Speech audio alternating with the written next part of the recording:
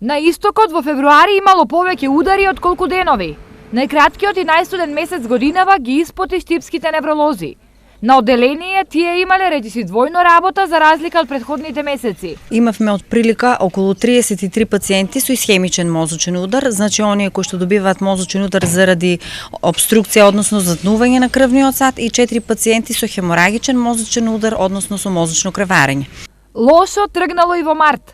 Тенденцијата за зголемување на бројот на мозочни удари продолжува и овој месец. До сега, значи, на одделение во овие 3-4-5 дена од месецот имаме хоспитализирано 20 на пациенти, од кои што еден пациент е со креваречки мозочен удар, а останатите 5 пациенти кои што имаат исто така мозочен удар се со исхемичен мозочен удар, односно мозочен удар заради затнување на крвниот сад. За жал, и во новата година не изостанува лошиот тренд на намалување на старосната граница на пациентите на нервно одделение.